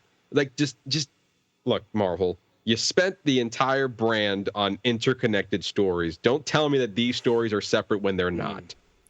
Like, it's just not. And I'm kind of wary to watch it because I fucked up and I was like, well, if I'm gonna watch it, let me read the comics. And her story arcs that are in Daredevil are actually like really good. And like then I heard that they actually changed her skill set and her powers from the comic book to the show. It's like different where she is deaf, but she doesn't have a prosthetic leg. Like she has both of her legs in the comics. Oh, interesting. And she can. Okay. And what is it? What is her powers in the show? Like, what can she do? She can fight real good. So there's nothing about mimicking. Because her whole thing in the comics is that she can watch somebody one time, and that's why she's called Echo. She can watch it one time, and she can completely mimic their moves and their fighting style and their ability and their agility and everything. Like there's like fight scenes where she's fighting Daredevil, and like he's like, "Wait, that's my move." Like, bitch, wait, what are you doing? Like, hey, Doc, that's me that does that. What are you doing? Like there's a lot of that. I see. Okay, so if that was a thing in the show, it was not clear then, because now thinking about the show, there were elements in there that I can see, okay, yeah, I get it, but did they say that and showcase that clearly? No. That's weird, because it's a really big part of the comic book. The Echo name is more of a taking. She is echoing not from what she sees, but past lives. I'm sorry, what? It's Okay, hold on. Hold on. It's Are like they a generational thing. Let me. I'm gonna take a guess. I'm gonna take a guess on what happens. So okay. she taps into her Native American spirit, and she can summon like her ancestors to help her do whatever she needs to do. Yeah. Okay. I was guessing. That was literally like a shot in the dark. but that's not her power, but it's like this is what she learned that she can use as a resource, I guess, to be the better person that she is, because she is attached to such a rich family line. Now, in this, does Daredevil? So, two questions: does Daredevil make a cameo? Is he a big part of the series? No. Do him and her have any kind of a relationship? Relationship, no. Interaction, yes. That is crazy, because in the comic they have like a full-on relationship because of how much they're able to relate to each other. He's blind, she's deaf, and right. There's a lot of contention going around because Kingpin tells Daredevil that he's the one who killed her dad, and then this is actually what sparks their fallout between Kingpin and Echo, which I think is similar, because in the end of Hawkeye, she finds out that Kingpin killed her dad. Just in the comic book, it's Daredevil who, through the use of Daredevil, Kingpin trying to get him, and as a plot device, he sends Echo after him, and then that's where they meet up and they fight. But even beforehand, like, they had actually already started to like form a connection, and they actually like almost like fall in love. Like, it's like a really interesting storyline, and I'm kind of sad to see like that we didn't get any of that. It sounds like we didn't get any of that in this. Well, I don't think that was the point of the show, mainly because Daredevil's having his own show that's coming out, so maybe we can go diving deeper into his show if they want to. They're not going to give screen time for Echo for that. They're too busy trying to fit in the Punisher and the Kingpin in that show. And now Karen Page and Foggy Nelson are coming back. Right, yes, I did read that, apparently, because we had reported that they weren't going to be in there. And maybe part of the reshoots, the reconstructing, was like, maybe the fans want them back. So I think people have been seeing them on set, or at least there's signs implicating that they might be making an appearance, like the same actors from the Netflix show, which then went down the line of like, now these shows are canon. And then we're like, I don't know. Like, Marvel didn't say anything yet. So it's hard to see where this kind of falls into everything. But I enjoyed the show. Okay. I'll put it out there. Like, it's a quick watch. It's a clear message of what they're trying to say. Kingpin is definitely a focal point in this show. So much so that I'm even more mad about the Marvel Spotlight, because it takes place literally after the events of Hawkeye, and after the events, because at the end of Hawkeye, she shoots him in the face. So part of that is like, how did he survive that? And you see that. So like, it's not separate. It's not that I don't think that it's separate. I just think that it's adjacent, I guess, is where like you don't have to watch all of this to understand the main canon storyline. And maybe Daredevil will be the same way, because Daredevil, even in the comic book world, he's more of a street level. I mean, he's getting a series, so I mean, he's more of a street level guy, as opposed to like, Spider-Man or like the big ones. This is definitely a like. You can call her an anti-hero in a sense, but obviously she was like a villain in Hawkeye, and this show is definitely the turn of like this rough exterior that we saw from Hawkeye. Then we get to know a little bit more about her background, and then turning into the character she was meant to be, more or less. I wouldn't call her a hero, but definitely a better person by the end of the series. And it definitely you see a lot of the connections that she had with Kingpin growing up, and that becomes more clearer now with that. So I thought it was a good show for what it was. I mean, I would watch this again before I watched Secret Invasion. Ooh, well, that's saying a lot. And I finished Secret Invasion. Yeah. So, all right, maybe I'll give it a shot. I wasn't a big fan of that. Like, I would watch this again before I watched She-Hulk. Well, like, I think this is. I know it's not. I'd rather watch Paint Dry than watch She-Hulk again. but like when I hear like I mean, maybe I'm getting hung up on Spotlight, but like Moon Knight was more of a Marvel spotlight. Agreed. Like Werewolf by Night is more of a Marvel spotlight. That had zero connections with anything that was happening in the MCU. And like those were standalone stories. This was not. You predicated off of after the events of Hawkeye. So I think they have a lot of potential with this character. This was a show that I wasn't really expecting. And they also took a lot of liberties with the show because they also like it was more violent than the MCU has done before. This was TVMA. They definitely went down the violence train on this. Like the action was more brutal, but it was good action as well. So it's like I wasn't mad at anything that they gave me with this show. So if this is like an indication, like here's a taste of what like a more violent MCU show could be like, then give me more of that. And we'll probably see that more in Daredevil, either by the end of the year or beginning of next year, depending how delayed that series is. But then I also think we're going to see Marvel flex their rated R muscles when we see Deadpool 3 and how graphic they're willing to go down in that sense as well. So I'm here for a more mature Marvel Studios as we get closer. And some people are saying that Blade's going to be rated R as well. It should be, and I think it's going to be. So like we're seeing that come in these future projects, and if this is like a small taste of it, I'm okay with it. And also like I like where we leave off with Kingpin at the end of this series. I was like, ooh, this is good. I like this. So hopefully we can see more of that. And also, I mean, Vincent D'Onofrio killed it. My God, he's so good. So good. So good. I would want to watch it just for him.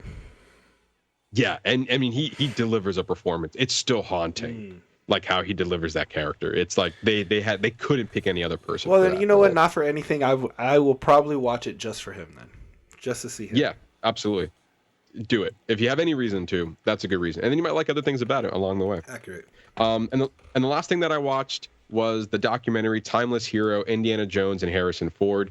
It was an interesting documentary, and it was a little bit more about Harrison Ford and how Harrison Ford is as much Indiana Jones than not, right? And I think we've talked about this before. There's only one Indiana Jones, and that is Harrison Ford. They went so much so to not recast him for this new movie, and instead tell a story of an older Indiana Jones in the Dial of Destiny. And so what I appreciate about this documentary was that we were able to get a kind of an overview of his life, because in some cases we were not privy to that.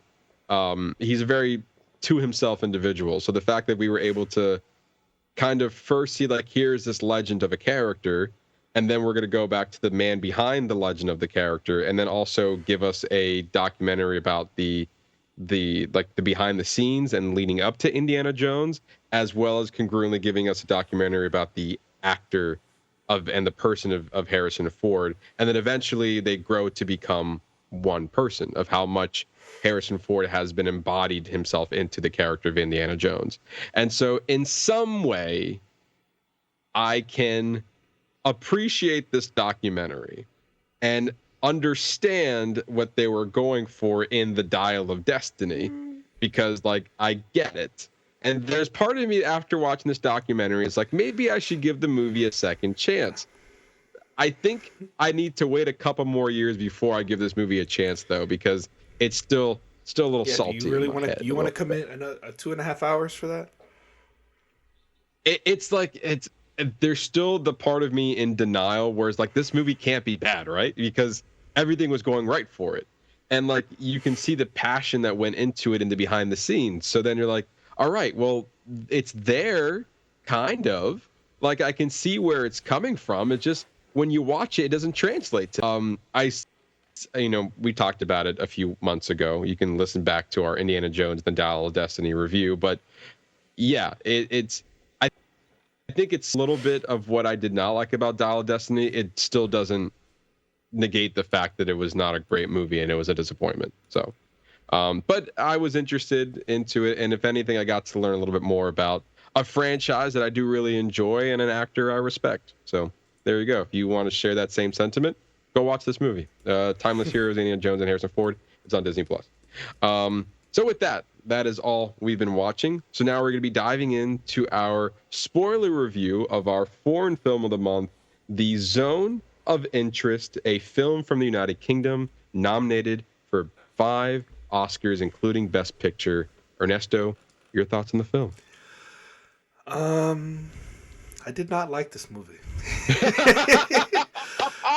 Now, it is hard to say that because this movie is haunting, and it is, Yes. and it talks about like it and I don't even say it talks about it. It brings us into the world of the zone, what they would call the zone of interest, which is the living area with that the Nazi soldiers would stay in, this area right outside of Auschwitz. You're following the Haas family and Commander Haas's family, and like the first 2 minutes starts in black, and you get this haunting score. Can I tell you that I was about to get up. That's why I was messing with my chair, because I had pulled my chair all the way down, and I was gonna get up to go say, "Hey, there's something wrong with the projector," because you get like this, like this, just like almost as like they're put the audio too slow, and like it's just like, you know what I mean, when it just sounds awful when you just play audio that's too slow and it's like loud and it's got deep bass, and like it just seems like something's wrong. It's very unsettling, and I even wrote in my notes, I said, "This is gonna be fucking weird," because you don't start a movie with almost 2 minutes of black. Yeah, that's a choice. And like you think, and that's a choice. That is a choice you made. That is a choice you made. That is a thing that you did. But that meant nothing, in my opinion. I agree. But regardless, that we'll keep going. So this movie, like what I will praise it for is it's the sound design, obviously. Like it's just like, and I was watching an interview where you, because you're in the life of this family where you see where seemingly it seems like they live a happy life and they're just trying to get by, and they're doing, you know, their husband is doing work at the camp next door. But then like you're watching them, and then you're just hearing people screaming in the camp next door. They're having a pool party for one of the kids, and you see a train and you see the smokestack drive by. It's like, oh, those are all the Jewish prisoners being transferred to Auschwitz. At night, you see the orange glow of the crematoria, of people being burned alive and people screaming in the distance. Like the kids playing in the ash-filled river. Like, yeah. Like how terrible, like how awful was that scene? I think Sandra Hüller played an absolute phenomenal. She is like, I've never really appreciated her as an actress, but between Anatomy of Fall and actually this movie as well, she is phenomenal. She is great. Like just how versatile she is, how adaptable she is, and how she can just pull herself into each role. It was absolutely phenomenal. The color intros is weird. There's certain things that gave you that haunting feeling, the kids playing in the river. I talked about that a minute ago, where they had to rush out because they had ash. So the human remains, they're playing in a river with human remains all over them. And then we get the inverted scene of the girl who's escaping throughout. Now that, which I thought was weird, but I actually looked into it, and it was interesting. So I'm going to read you an excerpt from the Guardian article that I read, where it said the scene came about as a result of Glazer meeting a 90-year-old woman named Alexandria who had worked for the Polish resistance when she was just 12 years old. She recounted how she had cycled to the camp to leave apples, which we see that scene in the film, and how she had found the mysterious piece of written music, which it turned out had been composed by an Auschwitz prisoner called Thomas Wolfe, who survived the war. She lived in the house we shot in, said Glazer. It was her bike that we used, and the dress the dress that the actor wears was her dress that she would go biking in. How crazy is that? Oh, wow. Sadly, she died a few weeks after we spoke. They asked Glazer what made him persevere with the project each time he felt the urge to give up. You know, he felt that he needed to persevere with the project each time, and even if he felt the urge to give up and walk away. He goes, I don't know for sure. I don't know why him talking about what wanted him to persevere. I don't know for sure. My heritage, maybe, intergenerational trauma, fear, anger, all that stuff. Most Jewish families have a history with the event because it was so enormous. Just looking through the archives of Auschwitz and going through my family names, I discovered that there are a lot of them.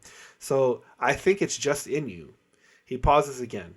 The reason I made this film is to try to restate our close proximity to this terrible event, that we think of it as in the past. For me, it is never in the past.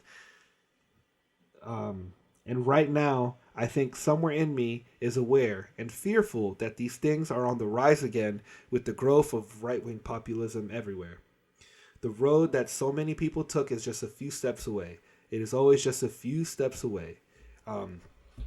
So I can, while seemingly seemed so weird, like it was just so out of place, like I thought that it was someone escaping, and I was like, oh, okay, oh look, they're leaving apples for the prisoners, but it was just so disjointed in everything, in everything that was happening in the film. And I think that was the point. Like, this was I was watching a stage interview with them, and they were talking about the camera system, how they had certain scenes had up to 10 or 11 cameras, and the actors didn't know what camera was going to take the last shot, because you're looking at it as a bird's eye view. So I can really, the two main things I appreciate from this movie is the cinematography, especially, and the sound design, and how both things commingle to tell a story, because you're watching the movie but you're also like, between little things you see in the background and the things that you hear, it's literally like two different movies going on. You're dealing with this family drama where the dad's getting,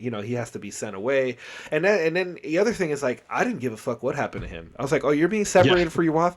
I could give two shits about you. Like, I hope that you fall in that ash river again and drown. Like, that's how I feel about you. And it just really, like, how you seemingly, they seem so loving and nice. I mean, she's going through the clothes in the mink coat, and she's putting on lipstick from a Jewish woman who's either been killed or in the camp now, And then as we progress through the movie, especially when she finds out that her husband's leaving, like that her security blanket is leaving her, like she's literally eating lunch and she's yelling at her slave, and she's just so nonchalant, just goes, "No, do you know that my husband can have your ashes spread all over the field? Is that something that you want?" Or like when they put the boots out, and it was something like little things so seemingly that they put in there. When they're leaving the boots out, and then you go through the phase of the slave where she has to get the drink, and then she's leave the boots outside and have everything set up so they can sell it. They can literally, we have to watch them sing "Happy Birthday" to this man, and it's. And if you look at her wash the boots, you can see the red, like there's blood being washed off of the boots. When the boys are playing, like they seem so innocent at first. You look at them like, oh man, they must just be victims of circumstance, because they live with them, but they don't know any better. Like they think that this is just normal, that they probably assume that they're doing the right thing. But then you see the two kids like play with each other, and then he locks his little brother in that room, and then he starts making the hissing sounds like if he's gonna gas him. And it's like, well, I don't know about that. Or when the little boy is playing in the room and he's listening to the prisoner getting yelled at after stealing half an apple, and then what do they, you hear the guy screaming, and then they tell him they're gonna go drown him in the river, and then he so curiously goes out the window to watch that. So that in turn creates the next generation of like that hate of being bred into him thinking that it's okay. And I thought that was it, and I didn't even think about that until like saying it out loud now. Like, what a way to really implicate, how that racism and how that, like, how kids grow up to be like that. And it's like that. It's when they're in those circumstances and things that we know are wrong are seemingly seen as like commonplace. It's like, oh, that's just what we do. You stole half an apple, like I'm gonna drown you in the river. Like that's just what we do here. I kind of was all over. I'm kind of all over. I have more too, but I'll pause and I'll let you chime in. I feel like that this is a movie that I like walking out of there. I did not like this movie. I was like, what the fuck did I just watch? Yeah, it's definitely a weird movie. But then as you think about it, right? And like obviously the traditional sense of a movie is that you either want to be entertained, you want to follow a story, and there was not really any story to go off of. You want to even like these characters. These characters were never meant to be liked. Like, and you knew that from the get-go. So when you're giving me like a lack of a true plot and like characters I'm not going to want to get invested into, like there's a lot of things in this movie. And also it was just like developed the whole movie was presented in a very weird fashion. And so you have all these working against it to make it pretty much not a pleasurable viewing experience when you're watching this movie. And I knew that from the beginning when we started 2 minutes in black. And then we started stopping this ominous music and then there's like red filling the screen. And like, I get it in the sense that we're showing, you know, beautiful flowers and all this beauty, and then filled the screen with red of everything that's happening beyond the wall. And like, all that being said, like I did not have a good time watching this movie. But maybe that was the point. That was the point, right? And that's kind of what I think. Yes, I think that was the whole point of it, because what we took away from it is a lot. Yeah, you can take a lot away from this movie. So then you kind of think about it. Well, was it a bad movie? And I will say no. It's just again one of those movies where it's like, it wasn't a movie for me. Yes. It wasn't a movie I'm going to watch again. Never. But there was a lot that you can take away from it, because the one thing I can say is that I have not seen a movie like this before. Yeah. Yeah, it was the sense of like it's the juxtaposition of what you're watching, right? You've seen many movies about Auschwitz and like the horrors that were happening inside the camps, but now you're watching a movie from a different perspective where you know what's happening behind the walls.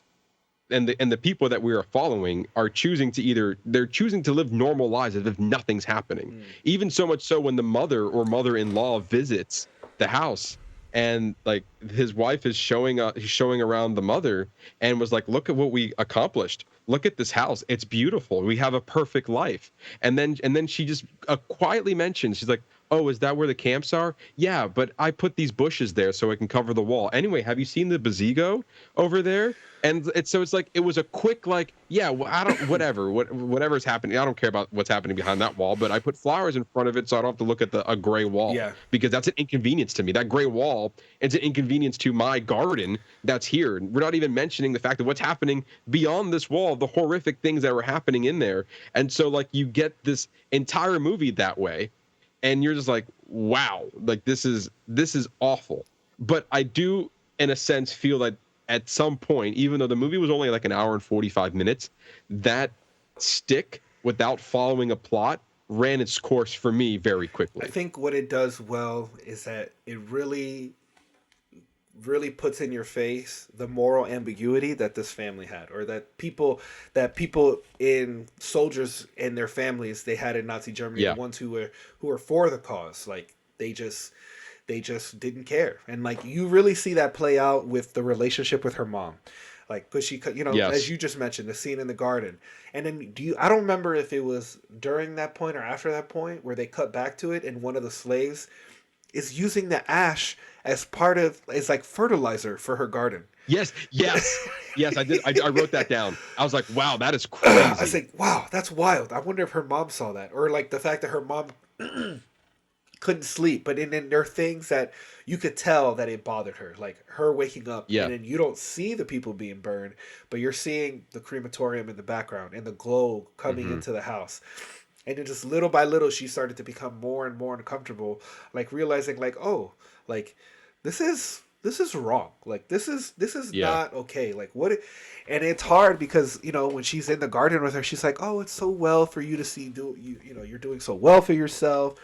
You guys are really established, and and she's like, yeah, we have to just listen to what Hitler says, and he says that we'll be fine as long as we do X, Y, and Z. And another thing that same kind of moral ambiguity is with the Friedel, the male lead, where he's all the military scenes with him like were just Yes. crazy. Like when he's sitting there and he's having a meeting with the engineers, and they're having a strategy session on how to burn and kill people more effectively and more efficiently. It's like, oh, well, then we're going to do this and then do that, and it's all be one cycle. And then you'll be able to increase your output of how many you can take care of. And then that when they're in the scene, with all the generals, like they're talking about it like they're about to go on vacation. Like they just had a record year. Like, all his great work, and he's going to be going here, and we're going to be able to increase the output of who we collect. And, we're going to have to kill 80% of them. And they're just talking about it like it's a normal Tuesday. Right. Evil fucks. and that's like, I think that's what the whole point of the movie was trying to get at, was like to them it felt normal. All of this felt normal. Even so much so that Sandra Hüller, who's played his wife, was more like, I don't want to leave. We just built ourselves a home. Yeah. Like she went out of her way to make sure that she is still living in this house that she calls home when horrific, unspeakable things are happening just beyond that fence. But in this zone of interest is her home, and she was not going to leave it for anything. I mean, she even makes the note of saying, jokingly, go, "Oh yeah, they call me the Queen of Auschwitz." It's like I don't know if I would want that title. That is not a title I would want to be known for. Yeah, and I think it was also a lot of implied action throughout the movie as well. Like again, like we see the ashes in the river, you see the smoke in the background, the sounds of what was happening.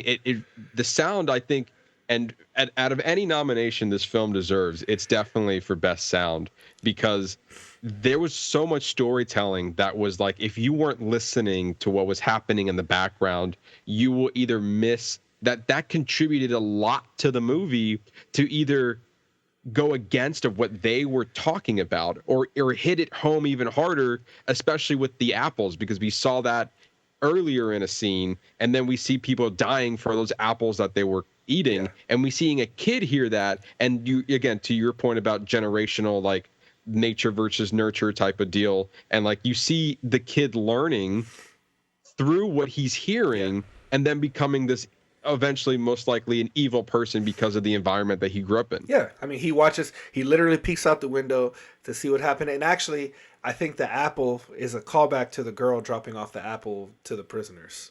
Like maybe yes, absolutely. Like I didn't even think about that until right now. Like I just assumed I just assumed, that he stole half an apple or whatever.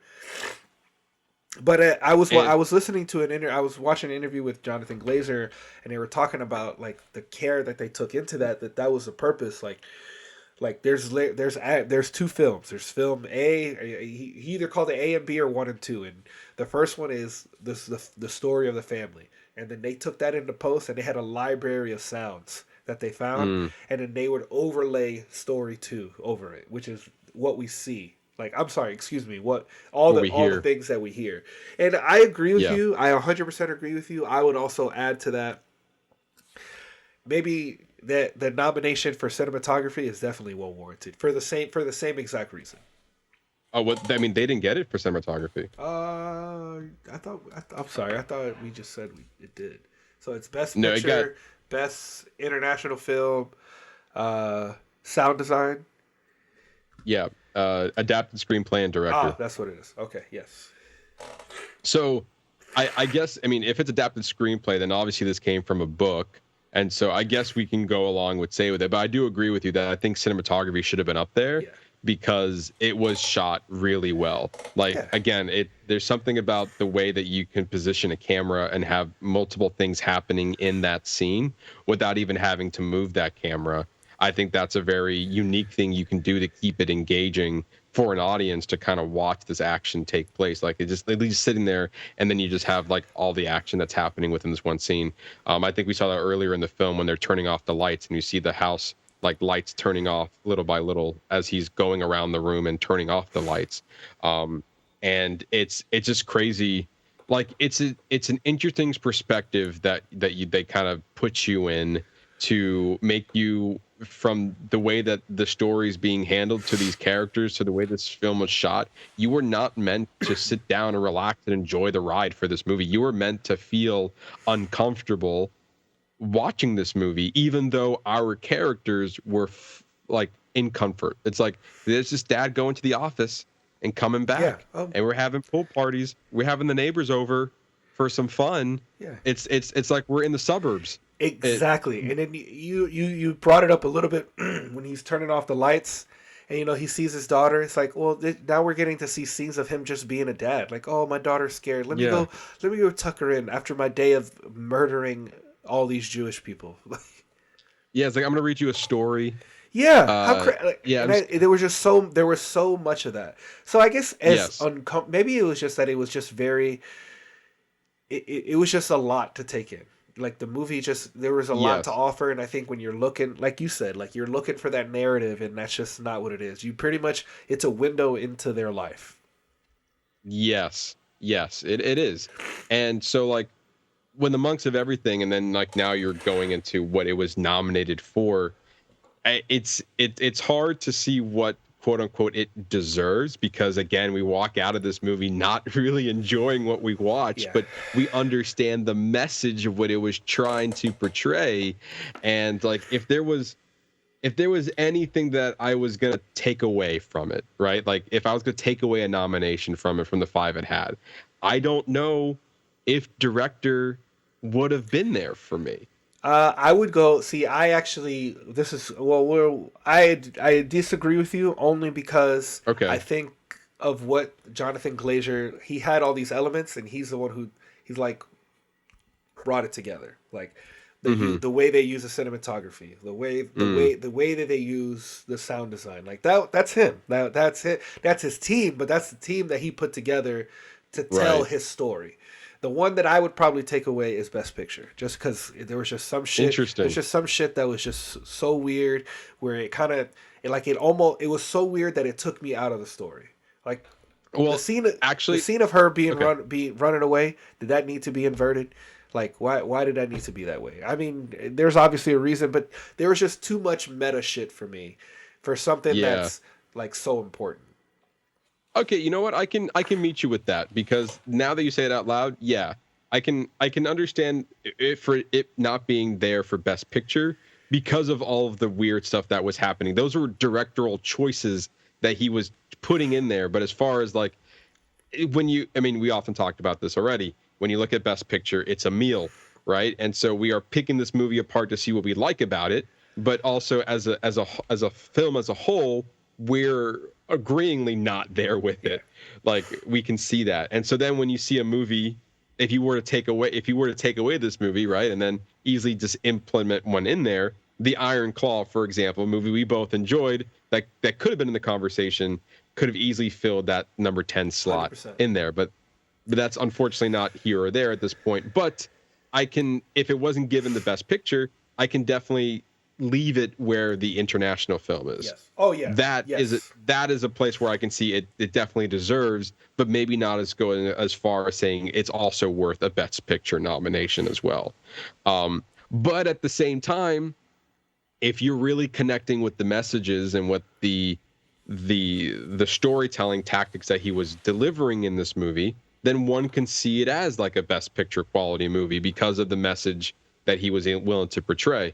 I just think there is a difference between giving the audience a message and giving the audience a digestible film.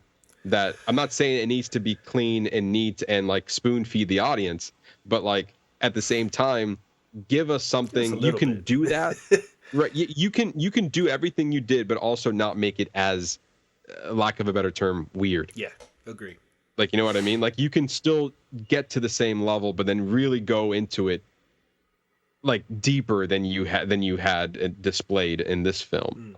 But I think there's still a lot to take away from this movie. I mean, hell, you even look at the poster, and I think it's a great poster now, knowing what the movie's about. Like, after watching this movie, you see this suburban household with a black, like the rest of the poster is just black.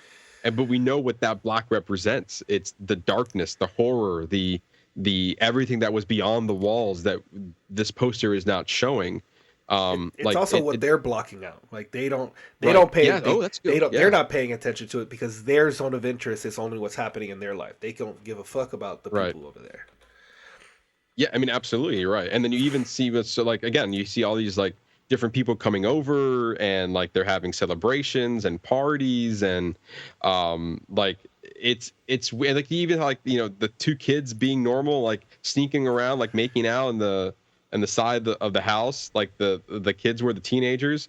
Like yeah, everything that will be normal in a kid's world and like at a very typical suburban lifestyle. It was all in there, and I think that was pretty much done effectively to kind of present that, and then everything else was just horror. But yeah, so with that, Ernesto, your final thoughts. So, I think the movie is not enjoyable, but there is so much to be appreciated for how they told the story through the use of their cinematography, through the use of the sound design, like. But this is not going to be a film for everybody. Like, No. I was talking. I think I was talking to Hadass, and then friend of the show, and I was telling her about it, and she's like, "Oh, I'm glad you told me that this is what the story is about because I tend to avoid these like fictions from that time." So she's like, "I'm, and you got to respect that. Everybody has their limits. Not Right. everything is for everybody, and this is something that you definitely have to prepare yourself to watch, and also." I would say know the director coming in for this one because like that's just how he makes his movies. And I think it Yes. this movie makes a statement, it gets its point across. So as much as like it's the way that they told the story kind of threw me off and not, excluding the sound design, I think I'm gonna go 3.5. 3.5, really? Maybe 3. I was landing on 3 for me. I'm gonna go with 3 because I was doing 3.5 to give it a little bit more. I was being generous with a 3.5 because you know what my original score was? Like a 1 or 2. It was a 2. My original score was Yeah. a 2. But I think after we talked it out a little bit, like there is Right. like as much as there like as off-putting as it was, there is a lot to appreciate, and then Sandra Hüller is just. Damn, she's so good. She's so good. I'm a fan. She's great. Yeah, and like again, I think we're kind of saying the same thing as like you walk out of the movie and you're like, man, that was a rough watch, but then you slowly start taking away what the message was and everything, and you're like, yeah, no, I respect the filmmaking process. I respect the message there. It's just all the elements just weren't gelling right. So like you can't really call it a bad movie per se, but you can't enjoy all of it either because that's just not in the cards for you. I mean, but there's a lot to appreciate with the story that they told. That's the thing. It's like You're right, and I feel like again I give it a 3 out of 5 stars as well, mainly because of its technical achievement that it was doing. Like you have, 3 things. I love the cinematography, the sound design was definitely there, definitely warrants that Oscar nom, and then you have the message that it was trying to portray. Because even when we get to the final scene of the movie where he's walking down those stairs. Also shot really well, basically descending into darkness as he's going down, as the light is no longer being there. And then as he's doing that, you see that they cut away to like present day of what the museum is, and going through that, like I'm assuming it's at Auschwitz, and you can go tour one of the concentration camps, and they have all of these like different not memorabilia, but you have all these different articles and things that were there all put together and not orchestrated, it's curated into this museum. And I also felt like that again, even though I understood what he was going for, it was oddly placed in the movie. It's like, I get your meaning, I just didn't feel it. Like it like the 2 scenes didn't just gel well enough for me. Like I almost would have respected it if it was in a different place of the movie. Rather than where it is, like if you're hearing like the screams and then it cuts to like present day of the museum. Like I just felt like that particular scene was oddly placed and oddly edited there. but you kind of see, because he's just going down the stairs and he turns in the corner, and then it just cuts to present day of like, it almost made it seem like he was making decisions that was leading into what this is. You know what I mean? It's like you are the cause of all of this that's happening. At least you're part of it anyway. But yeah, like you walking out of it and you're just like, man, that was just not, I didn't feel good about it, but like I understand what you were trying to say. And that in and of itself is like, if you can get that point across, even though you didn't like what you watched, there's something there. Yeah, I mean, even people when they were leaving the theater, they were like, "What the fuck did I just watch?" I heard like, I literally like 5 people were like, why did I watch that?" Like that was, they're like, that was time. Like the sentiment coming out of the theater from many other people was not great. Yeah, and that's the thing. I mean, not everyone, like you made a good point. Like not everyone's gonna enjoy this movie. I mean, obviously we didn't. This isn't an easily digestible film to go into, but they're also, I mean, us being part of this podcast, the box office bingers, when you give us something to think about, it's worth discussing, then there is some level of respect to the filmmaking process when you do that. It's not like when I walk out of, say, for example, The Beekeeper, which a movie I thoroughly not enjoyed because everything about that movie was stupid. You left me with nothing to leave. Like you gave me nothing. Like outside of like, if I'm looking for a dumb action movie, then there you go. But if you're looking for something a little bit more, then like with a little more story, more value of my time, then like that wasn't the movie for me. This wasn't it either, but I got something out of it. This can generate a conversation that we're having right now, where the Beekeeper was like, that's a dumb movie and it doesn't worth a conversation because it was dumb. So like but then to your point, like not everyone sees a movie that way. A lot of people go to the movies to be entertained, to be escaped into a world of endless possibilities, and some people do not want to enter this particular world that this movie is presenting. Definitely not. But with that, you know, it's in the awards conversation, obviously. I think it's a shame that Anatomy of the Fall is not in the international film conversation, because I feel like that is where the two films will go head to head and see which one might get it over whichever. But all the talks are around this movie, and you don't even know what the other 4 movies are about because no one's really talking about the other 4 movies in the International Film Festival and the International Film category. So it's kind of hard to say as like, well, actually, no, I take that back. Society of the Snow is also in that conversation as well. So I think those are the 2 ones that are probably going to be butting heads on what might win the award. But also, when you see a movie nominated for Best Picture, and it's the only one in the category for Best International Feature, you kind of put the 2 and 2 together and be like, is that a sure thing? It might not be, but it feels like if you got the Best Picture nom, you're most likely going to at least win international film. Well, you're not going to win Best Picture, but international film. Well, I don't know. Well, I won't say anything because I don't want to give away my predictions. We'll have to wait till our prediction show because there's still some other international films. Hopefully, we can get access to them before the Oscars. Yes, there is one that I read. I think it was called Perfect Days. I think that the next one's going to be available. It says, even though I don't see it from Apple, I did read that it's going to be on Apple TV Plus sometime in February, even though I go on their website and they don't even mention it. So I'm curious to see if that's like a late edition. They might just add it on later in February. Hopefully that will come to fruition. And then I think the Teacher's Lounge is expected to be in the theaters sometime in February. Just don't know when either. So hopefully, and then Lo Capitano, that one I haven't heard anything about. Like I got nothing. So hopefully that's just a surprise later in the month of February. February is going to be the time where we do most of our catching up and what's available to us. So hopefully, get the ball moving on some of those people behind the scenes. Let's get these movies into our viewing eyes. Come on, we're not struggling to make us care about your show. Make this shit available. So yeah, but there you go. That's our spoiler review on The Zone of Interest. Not a movie we particularly enjoyed to watch, but definitely had a message to say, and I guess a value of a conversation. I'll put it that way. But with that, that's all the show we have for you guys this week. Ernesto, tell our lovely listeners what they can look forward to next week. Next week, we are going to be reviewing Argylle, the new Matthew Vaughn movie. It's going to be starring Henry Cavill, Bryce Dallas Howard, Sam Rockwell. I'm excited for it. It's not getting great reviews.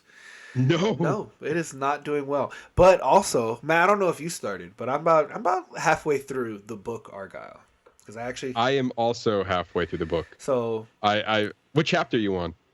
I don't know. The chapters are so short. I think I'm on short. 16, 17. I think I've got 10 hours left on the audiobook.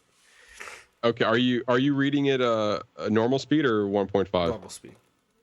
Normal speed? Okay, good for you. Are you doing 1.5? Yeah. I'm doing 1.5 and I'm on chapter 29. So I don't know yet, but it's interesting because the book is not what I thought it was. It is completely different than what I thought it was. But I think even if we don't enjoy the movie, I think the movie and the book and kind of everything surrounding it is going to offer. There's a good conversation there. Yes, and as of right now, getting about halfway through the book, unless something drastically changes, I think I can confidently say, and giving a tease for next week, that the book and the movie are not the same. No, they are companions. They are not. They are, yes. And I think I about halfway through my halfway, I came to the realization is this is not what the trailer is at all. So, but it's interesting because then it lends a conversation for it to be something different. So you can, you can enjoy both and not, look at it like I look at Ballad of Songbird and Snakes, where you can enjoy it and you're comparing. Well, because there is a comparison, but it's really it's almost like the expansion of the universe of it, as opposed to it being a copy of the thing.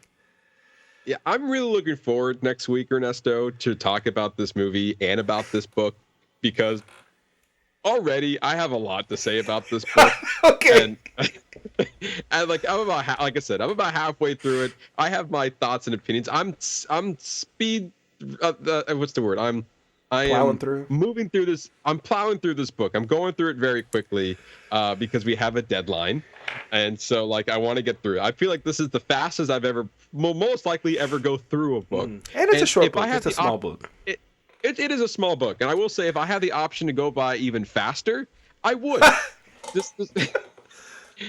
There is an option on Audible that you can do 1.75. And to me, I tried it. It's just a little bit too fast for me. I feel like I can't comprehend. Really enjoy it. Right. So 1.5 is where I'm sitting right now. And it honestly, when I saw, because it was 13 and a half hours, I gotta read this when I'm sleeping because it's gonna be a while. But then when I put it to 1.5 speed, it took off 5 hours from the total read. I was like, oh, I can do 8 hours rather than 13. I feel like 8 hours is more doable. So I basically trained to be just keep up with the words, Matt. Just keep up with the words. Keep up, dummy. Seriously. But at the very least, I am looking forward to have this conversation. I think this is one of the rare times that we are taking a book and a movie and going into it together. Yeah. And we'll have a book review and we'll have a movie review. And I think the whole reason even why we're doing this in the first place is because Matthew Vaughn went out of his way after reading the treatment of this story to quickly greenlight a movie and saying this is one of the best treatments he's ever read. And now reading the book, I'm trying to see where he got the inspiration from, because clearly this is a different. Yeah. Again, as of right now, this feels like two different movies, like a movie and a book, two different things right now. So I want to finish the book. I want to watch the movie. I want to see where, and then after that, I want to dive into maybe some behind the scenes to see where the inspiration of this came from what you read, from what we got at the end of it. And there was a moment where the book might have been delayed, where the movie was coming out first, but the book just happened to squeeze in on January 9th and the movie comes out February 2nd. So a lot of intrigue about this. Also taking a break from the Oscars for a little bit and diving into some of the bigger releases in there. But so far, early reviews are not favoring this movie at all. No, but tune in next week and you'll hear what we think. Exactly. I mean, who cares about the critics? Yeah. You care about us. That's why you come back each and every week and listen to us. And we really appreciate you doing that. And if you want more from us, you can follow us on our social media channels on Facebook, YouTube, and TikTok at Box Office Bingers, our X and Letterboxd page at Box Office Binger without the S, as well as our Threads and Instagram page at Box Office _Bingers. Each one of those social media channels offer a little something different and just in case like you're done listening to it and you want a little extra more from us, like going into our Instagram page. We'll do Movie Showdown Mondays. We'll tell you what's new to streaming every Friday on multiple of our channels. And then you can see our wonderful faces on our YouTube page, where we also you can see the whole episode now. I'll show that you can see the entirety of, and then our TikTok and as well as our Instagram page would do some shorts of just little snippets of a little taste of what each episode is. So all of that is available on our social media channels. We like to thank each and every one of you for listening to us to talk about movies. Really do appreciate it. Come back next week for more movie fun. You're not going to regret it. And for that, I've been your host, Matt Diaz. Been Ernesto Santos. See ya.